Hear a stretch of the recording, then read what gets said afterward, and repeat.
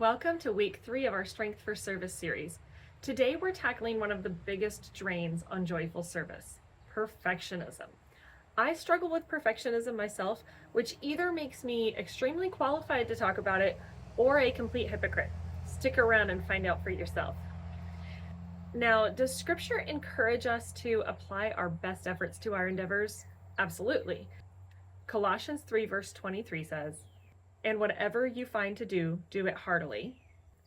And Ecclesiastes 9 verse 10 says, "Whatever your hand finds to do, do it with all your might." The list goes on. Scripture makes it clear that God expects his people to strive for personal excellence. So what's the difference between reaching for personal excellence and perfectionism? I define excellence as giving our best effort with what we've been given to work with. Perfectionism is something different. I think of it as excellence being strangled by sinful attitudes.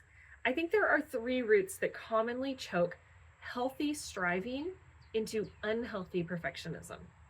One of these is a critical spirit. It often disguises itself as just having high standards, first for ourselves, and eventually in our expectations of everyone else. What feels like high standards to us often feels like constant criticism to those closest to us. Ask me how I know. If this strikes a nerve, join me in calling out the critical spirit for what it is, repenting, and aiming for a more merciful approach towards others and ourselves. Another ugly root that grows up and twists excellence into perfectionism is a spirit of fear.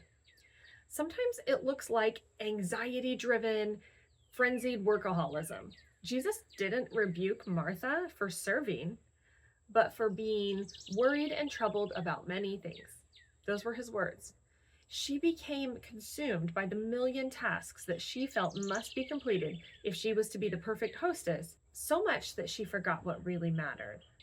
In my own life, this looks like turning into a crazy lady 30 minutes before company arrives, rather than making peace with a home that looks like people actually live in it.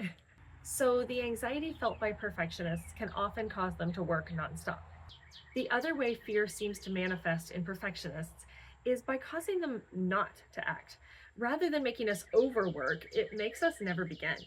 I've caught myself thinking, well, I'd love to teach my kids more Bible lessons, but first I need to design an amazing curriculum, which usually means the children's Bible study won't happen at all because ain't nobody got time for that. Is it something better than nothing? I could just open the Bible and start reading it and, let things organically flow from there. The master will say, "Well done, good and faithful servant," not "perfect servant." So we should not allow great to become the enemy of good and thereby hold us back from just getting started. The master had nothing good to say about the servant who buried his talent in the ground out of fear. Let's talk about the third root of sin that distorts excellence into perfectionism: pride. With pride in the mix, one's service appears outwardly selfless, but inwardly it's driven by concern for self. My reputation, my competence, my control. Pride-based perfectionism often isn't about doing something perfectly for the sake of God's reputation. It's about protecting our image before other people. We stay up until 2 a.m., refuse help, redo everyone else's work, and generally burn ourselves out because we want others to think that we're competent, dependable, or impressive. That shifts the focus from loving others to managing our image. Jesus warned against doing good works to be seen by men, and John spoke of people who loved the praise of men more than the praise of God. If you have perfectionistic tendencies and suspect pride may be the root of some of that, a few questions you can ask are, would I still do this even if nobody noticed? And whose reputation am I trying to protect? Let me ask that second question again, because it really gets to the heart of seeking excellence as an act of worship or seeking excellence for the sake of self-promotion, a type of perfectionism. The question is, whose reputation am I trying to protect?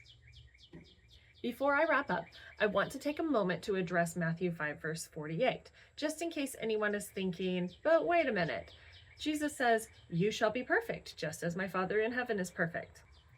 The Greek word for perfect, teleos, means to be brought to a thing's intended end. It implies completion and maturity. The Greek for shall be isn't a command like it sounds, you shall be this way, but rather a future tense use of the verb to be. So one could paraphrase the verse this way: one day you will complete the journey of becoming fully mature, just like God is now. This is a very similar reassurance to the one given by Paul to the Philippians when he said, "He who began a good work in you will carry it through to completion." In a nutshell, perfectionism promises excellence, but often produces burnout, criticism, isolation, inaction, and pride. At its worst, it can show a major lack of faith in God, because we begin to feel that things will only be okay if we control every detail. God isn't asking us to carry that burden.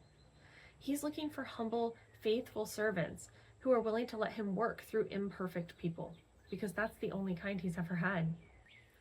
If today's lesson exposed some perfectionism in your own heart, don't leave discouraged. The goal isn't to stop striving for excellence, nor is it to become careless and lower our standards. It's to redirect our hearts. We can still pursue excellence, but let's do it from love instead of fear, from humility instead of pride, and from faith instead of control. That shift will result in so much more strength for service. We'll pick this series up in a few weeks when we talk about proper priorities. See you then.